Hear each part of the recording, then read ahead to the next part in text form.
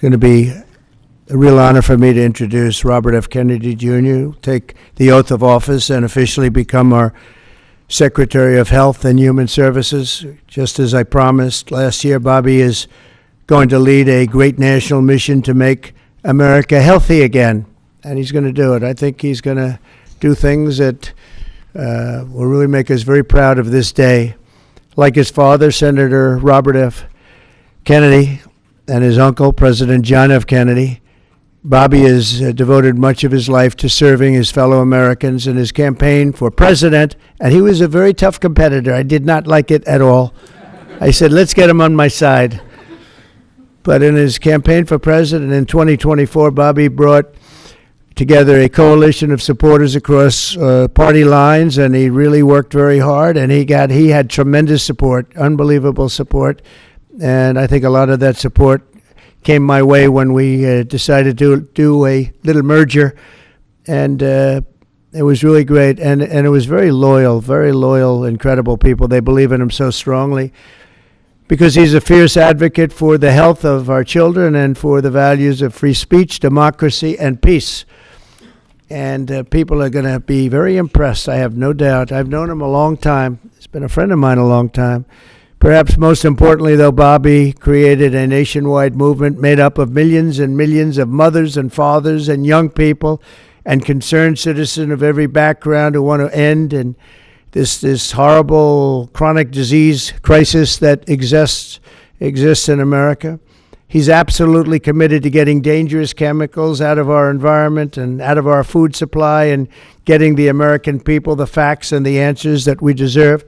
After years in which our public health system has squandered the trust of our citizens, and they really have. They don't trust us. They don't trust anybody, frankly. They've gone through hell. There's no better person to lead our campaign of historic reforms and restore faith in American health care. And Bobby's going to do it. The United States spends more money in health than any other country on earth, but we're growing sicker every year. We're not as healthy as countries that spend just a fraction of what we spend, so there's something wrong. He's going to figure it out. In recent decades, we've seen staggering increases in cancer rates across all age demographics, including more than 40% increase in childhood cancer since 1975. Who can believe that? And an explosion in other chronic childhood illnesses. Not long ago, 1 in 10,000 people, children, had autism. Now it's 1 in 36. Think of that. 1 in 10,000. 1 in 10,000. Now it's 1 in 36. Who can believe that? There's something wrong. There's something wrong. And I think it's something that can be found out. In 2022, more than 40% of children had at least one chronic health condition, and today nearly 80% of young adults do not qualify for military service, in large part for health reasons. Think of that, 80%. Something is wrong, and that's why immediately after Bobby is sworn in, I will be signing an executive order establishing the President's Commission to make America healthy again. We have some great people on that commission. Chaired by our new secretary, this groundbreaking commission will be charged with investigating what is causing the decades-long increase in chronic illness, reporting its findings, and delivering an action plan to the American people. And it's going to be a plan that people are really waiting to hear. Bobby, I want to thank you. You've gone through a lot. It's taken great courage. You've been amazing, actually. I'd call him and say, you're going to be okay. And he said, I know, I really do. He's really been supported amazingly by Cheryl and his family. And it was very tough. It was a very nasty group of people that were after him, but he was tougher and he was smarter than they are, and that's why he's here today. There are very few people that could have withstood the assault, but he was able to. So I just want to congratulate you, and we have a very special person here to swear you in, a man that I think has done just, I think he's just an amazing man. As you know, his name happens to be Gorsuch, and he's a member of the Supreme Court in extremely good standing. He's highly respected by everybody. And I didn't know, are you two friends or something? Or did this just happen to be the justice. Did this just happen to be the luck of the draw? What happened? Did you reach out? Well, you reached out to a very good man. So please, if you would, thank you very much.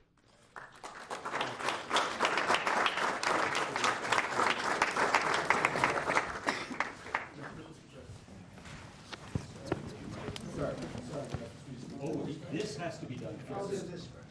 Sorry. I'm going to make this a good one, right?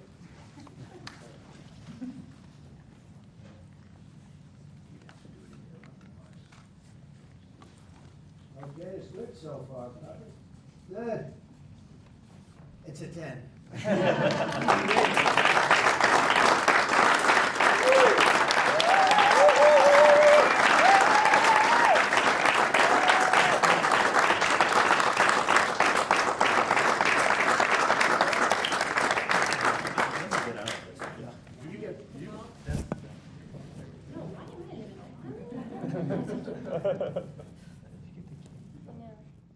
Go in there, get the kids in there, go in there, get the little kids.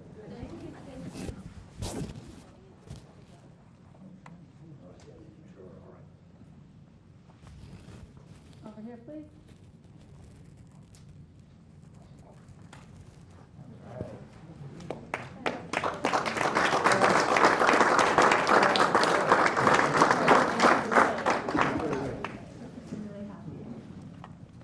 Would all the family like to join? Yeah, sure.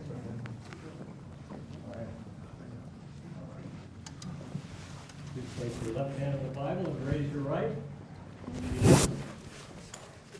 I, Robert F. Kennedy, Jr., I, Robert F. Kennedy, Jr., do solemnly swear do solemnly swear that I will support and defend that I will support and defend the Constitution of the United States the Constitution of the United States against all enemies, against all enemies, foreign and domestic, foreign and domestic, that I will bear true faith and allegiance to the same, that I will bear true faith and allegiance to the same, that I take this obligation freely, that I take this obligation freely without any mental reservation without any mental reservation or purpose of evasion, or purpose of evasion, and that I will well and faithfully discharge and that I will well and faithfully discharge the duties of the office the duties of the office on which I am about to enter, on which I'm about to enter, so help me God. so help me God. Congratulations, Mr. Secretary.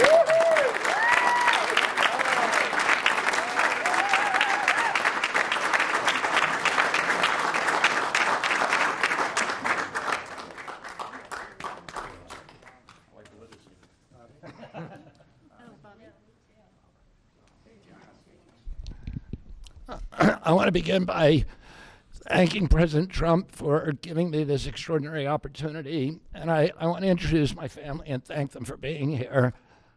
My wife Cheryl, my cousin Anthony Shriver, my daughter Kik, my other daughter Kira, Catalina Shriver, Joey Shriver, Jackson Hines, and Amaryllis Kennedy. Oh, and I want to thank all of you for your support and throughout this whole 2.5-year journey. My first time in this Oval Office was in 1961, and I came here to meet or 1962. I came here and I had a meeting with my uncle, who was president then, where we talked about the environment. He was involved deeply, as we all know, in restoring physical fitness in this country.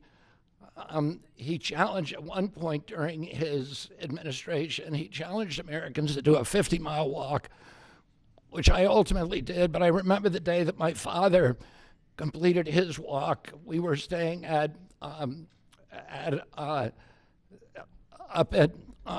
Camp David, and my father came in after 18 hours walking on the C&O towpath with his feet bleeding and blisters on them.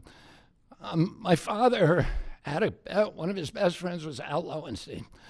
And Al Lowenstein ultimately was a congressman from New York who was assassinated himself in 1980. But Al Lowenstein had started the Dump Johnson movement to get rid of President Johnson and end the Vietnam War. And at the time that he started it, people just thought it was a fool's errand. And ultimately, he asked my father to run for president against Johnson. My father wouldn't do it at that time, and he asked Gene McCarthy. McCarthy did it, and he joined that campaign. And my father ultimately ran, and Johnson then dropped out. So Al Lowenstein succeeded.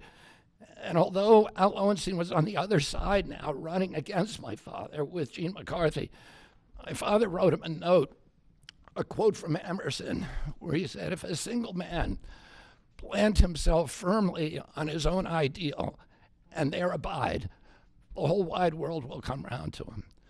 For 20 years, I've gotten up every morning on my knees and prayed that God would put me in a position where I can end the childhood chronic disease epidemic in this country. On August 23rd of last year, God sent me President Trump. And he gave me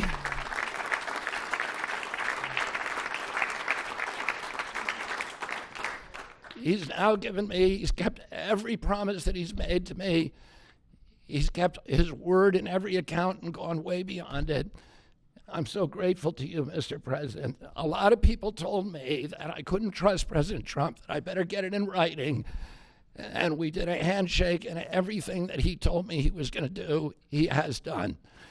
And I'm so grateful to him, and I've told you before, I genuinely believe that you are a pivotal historical figure, that you are going to transform this country at a time when we see all of the indicia of democracy now in tatters in our country.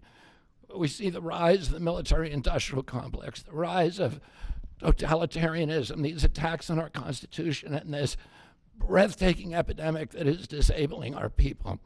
President Trump has promised to restore the American dream in this country. A healthy person has 1,000 dreams. A sick person only has one. 60% of our population has only one dream, that they get better. President Trump has promised that he's going to restore America's strength. But we can't be a strong nation if we have a weak citizenry. If people are sick, 60% of our people are sick, 77%, as President Trump mentioned, of our children cannot qualify for military service. And we need a man on a white horse now.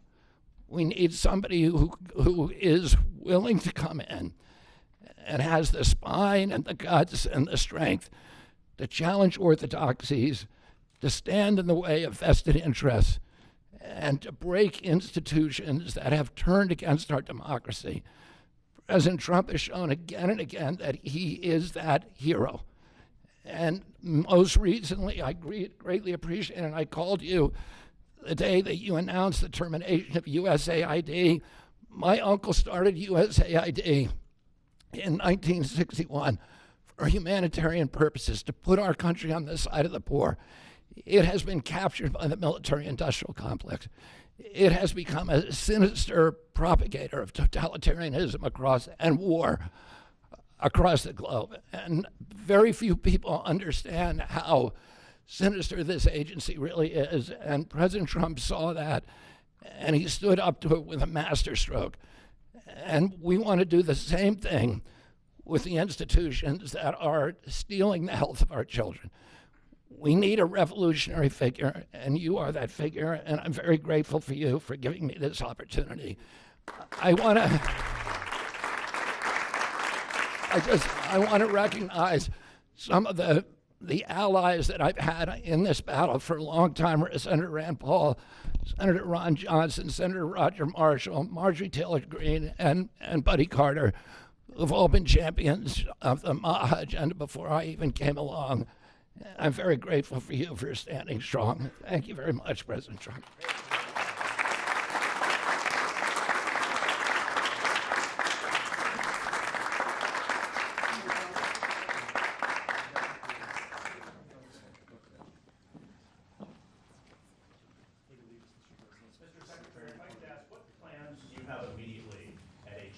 Now that you're sworn in, sir?